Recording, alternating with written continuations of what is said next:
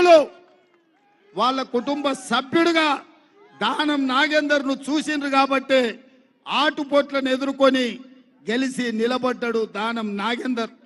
పేద ప్రజలకు బస్తీలలో అండగా నిలబడి ఇవాళ నేను మొత్తం చూసిన ఎవరన్నా బెంచ్ కార్లలో వచ్చిన వాళ్ళు ఉన్నారేమో అని. బెంచ్ కార్లు ఉన్న మా మార్వాడి సోదరులు గుజరాతీలు బయటకు వచ్చి ఆశీర్వదించు. కానీ మా బస్తీలలో ఉండే పేదోళ్ళు ఎర్ర టెండను లెక్క చేయకుండా వేలాది మంది ఇవాళ ఈ పాదయాత్రల కిందల కాళ్ళు కాలుతున్నాయి, పైన ఎండకు మాడ కాలుతుంది. అయినా మా ఆడబిడ్డలు ఇవాళ దానం నాగేందర్ వెనకాల నడిచిండ్రు. అందుకే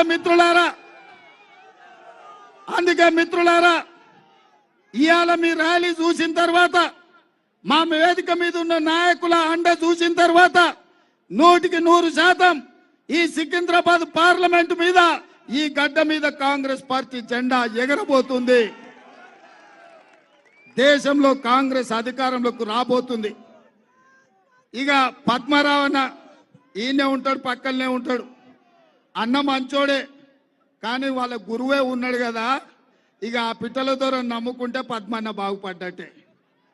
అందుకే పచ్చన్నకే ఓటేసినా పచ్చన్నకు రాదది. ఓటు చీలిపోతే కిషన్ రెడ్డికి లాభం అవుతుంది.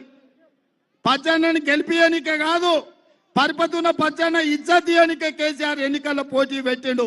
ఎక్కడున్నాడో తెలియదు, ఇవాళ కేసీఆర్ మద్దతు ఉందో కూడా లేదో తెలియదు. మొన్న నామినేషన్ వేసి నేను చూసిన, అరే పద్మారావు గారు కూడా ఈ పీజేఆర్ లాకనో దానం లాకనో ప్రజలలో ఉండేటోడు ఎంతమంది వచ్చిరో చూద్దామని పట్టుమని 4 కూడా రాలే. అయ్యేనో ఫామ్ హౌస్లో వండిండు, కొడుకేమో జూబ్లీహిల్స్ గెస్ట్ హౌస్లో వండిండు. పద్మారావు నామినేషన్కి ఎందుకు రాలే అని నేను అడుగుతున్నా. దీన్ని బట్టే ఈ సీటును బీజేపీకి తాకట్టు పెట్టింది బీఆర్ఎస్. పద్మారావును నామినేషన్ వేపించి పద్మారావుకి ఎన్నికల్లో సహకరించకుండా పద్మారావును ఓడించడం ద్వారా కిషన్ రెడ్డిని గెలిపించాలని బిడ్డ బెయిల్ కోసం మీ సికింద్రాబాద్ సీటును కేసీఆర్ తాకట్టు పెట్టిండు. అందుకే మా బస్తీలలో ఉండే సోదరులకు, మా ఆడబిడ్డలకు ఒక మాట చెప్పదలుచుకున్నా. మన ప్రభుత్వం ఉంది, ఇందిరమ్మ రాజ్యం అధికారంలో ఉంది, ప్రజాపాలన అందిస్తున్న మేము బస్తీలలో పేదలకు సంక్షేమ పథకాలు అమలు చేయాలంటే దానం నాగేందర్ మీ కేంద్ర మంత్రిగానో లేకపోతే మీ ఎంపీగానో ఉండాలి.